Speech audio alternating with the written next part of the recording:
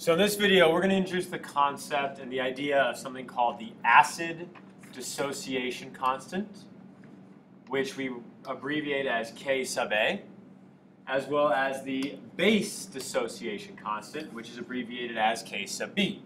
Easy way to remember, K sub B begins with a B, so it's for base. K sub A is for acids, because it begins with the letter A. Okay? So what we're doing here is we're taking our knowledge of acids and bases and pH and pOH and whatnot, and we're combining it with our concepts of equilibrium. Because all acids and bases, unless they are strong acids or bases, are in equilibrium. They are a special type of equilibrium. So, for example, here we have a reaction for any acid that's a weak acid. Okay? H sub A. A is not an element on the periodic table. A just represents some anion, some negative charge.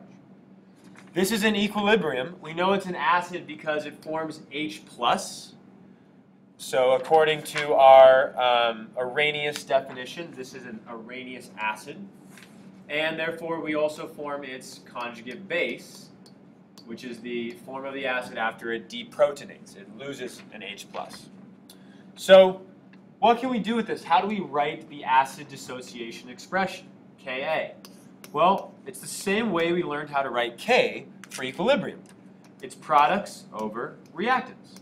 So it would be the concentration of H+ times the concentration of A- over the concentration of HA. And just like we did with equilibrium, we could either be given Ka and asked to solve for some of these, or we'd be given these values and asked to solve for Ka. Or we might even have to use an ice table.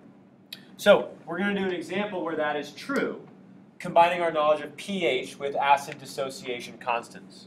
So here's a very typical, pretty straightforward question that we would need to be able to answer. What is the pH? Okay, so I'm trying to find pH. So I already know I'm going to annotate. That means negative log of H+.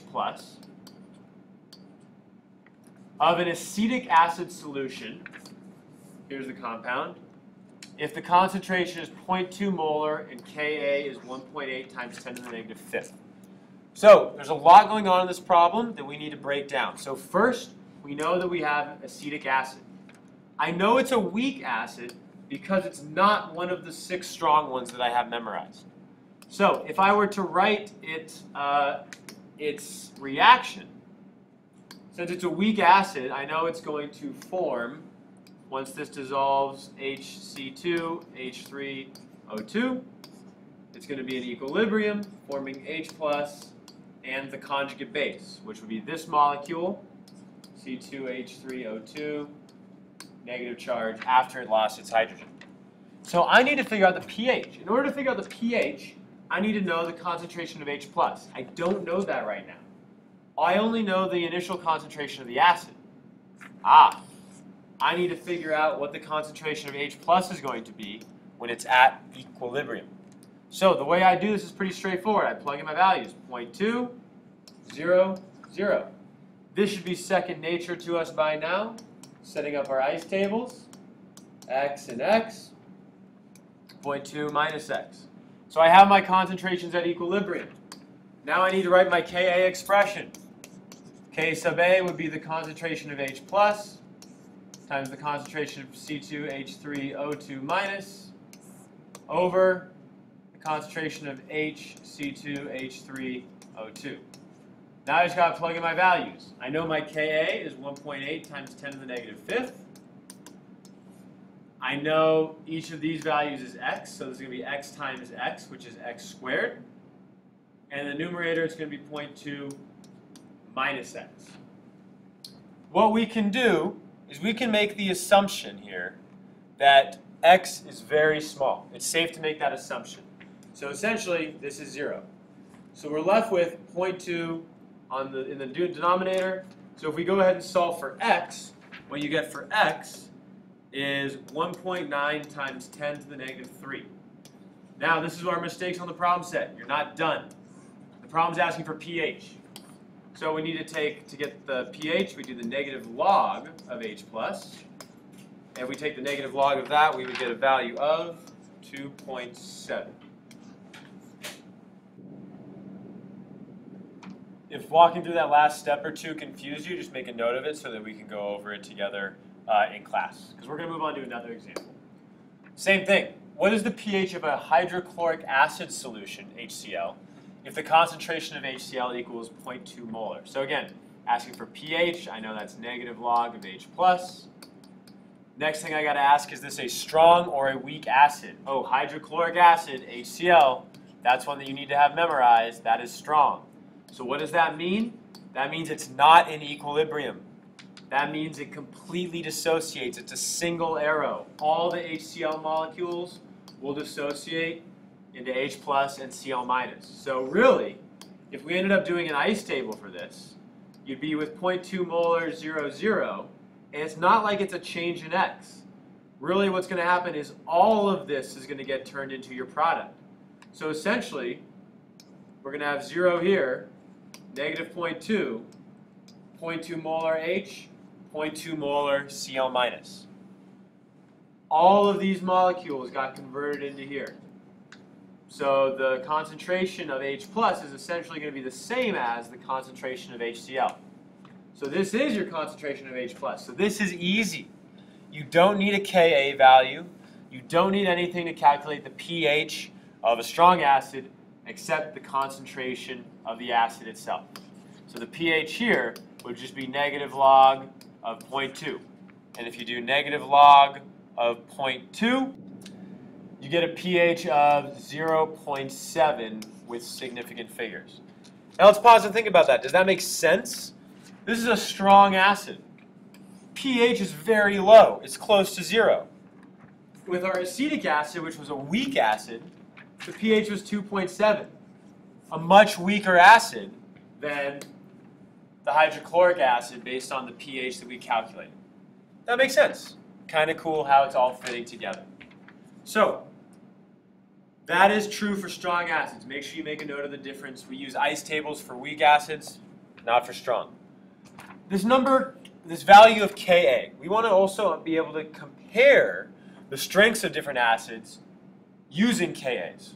So, what do I mean by that? Like, let's say we had, acid 1 Ka of 1.0 times 10 to the negative 5th, and acid 2, Ka2, of 1.0 times 10 to the negative 4th. And I asked you which acid is stronger. Which is a stronger acid? Okay? How would you be able to answer that? Well, remember, K represents the dissociation. Represents essentially kind of the products over reactants. So, products over reactants, where products includes H plus. Because remember, it's coming from an equation where it's something like HA forming H plus plus A minus. So the idea is, if you have more H plus ions, that means you have more products, which means Ka is going to be bigger. If you have fewer H plus ions, you're going to have a smaller product value, which means Ka is going to be smaller.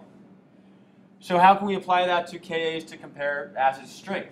Well, out of these two numbers, this value is bigger. This Ka is bigger. Since this value is bigger, that means my product concentration, my H plus concentration, is greater for acid 2 than for acid 1. If I have more H plus, that means I'm going to have a lower pH, which means I'm going to have a stronger acid. So essentially, what it boils down to is if you increase the Ka of an acid, or acids with higher Kas, because you can't increase the Ka of an acid, it's a property of that acid. If you increase the Ka, that increases the concentration of products, which is the same thing as having more H plus ions, hydrogen ions. If you have more H plus ions, that means you have a lower pH, which means you have a stronger acid. Not a strong acid, but a stronger acid. So you got to be able to know how to compare acid strength using Kas and understanding conceptually what they mean. The last thing we need to know how to do is compare these things of Ka and Kb, which is the exact same thing as Ka just for bases, and connect it to something called the auto-ionization of water. So, water, H2O liquid, dissociates. It auto-ionizes, meaning it self-turns into ions. And those ions are H plus and OH minus. So if we wrote the Ka expression for this, it would be equal to the concentration of H plus over times the concentration of OH minus over, this is a liquid, so it doesn't matter, over 1. So it's equal to H plus times OH minus. Okay? That's the Ka. But since we're specifically talking about water, we use a different variable to address this. We say that this is equal to Kw for water. Okay? H plus ion concentration times the OH minus ion concentration. Boom. So why is this important? Okay? Well, this value is a known value. The auto-ionization constant of water, K of water, is 1.0 times 10 to the negative 14th. Okay? And this is a known value. It's on your equation sheet, but it might be something that you want to have memorized. Because what this tells us, the other property, is that Kw is always equal to Ka times Kb. So what this is saying is if you know Ka for an acid,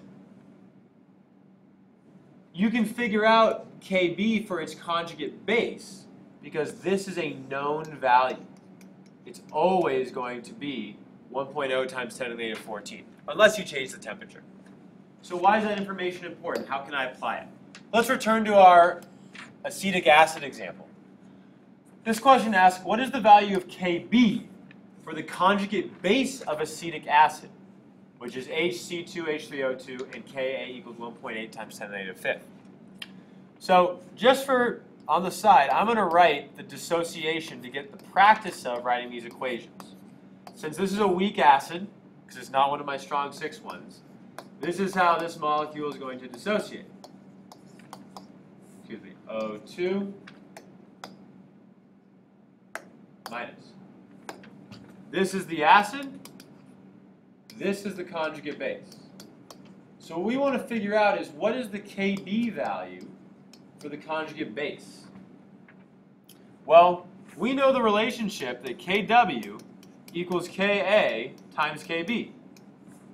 So to solve for Kb, all we have to do is divide both sides by Ka. So Kb, this little triangle with these 3 dots, this means therefore.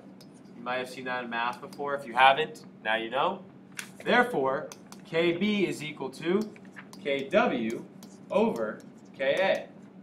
1.0 times 10 to the negative 14th, because that's given, over 1.8 times 10 to the negative 5th, which means that I'm going to get a final answer of 5.6 times 10 to the negative 10. So that's cool. We can figure out the value of Kb of a conjugate base if we know the acid. I could also give you the value of Kb, and you could figure out the value of Ka of its conjugate acid. There's a bunch of different ways to do this. But what you need to be able to walk away with today is understanding what the auto-ionization of water is, basically knowing this number and this relationship, understanding what Ka means conceptually, how to predict acid strength if you know Kas of 2 different acids, and being able to solve for the pH of a strong acid, like in this case, or in a weak acid, like in this case. And finally, being able to write the equilibrium expression for any weak acid.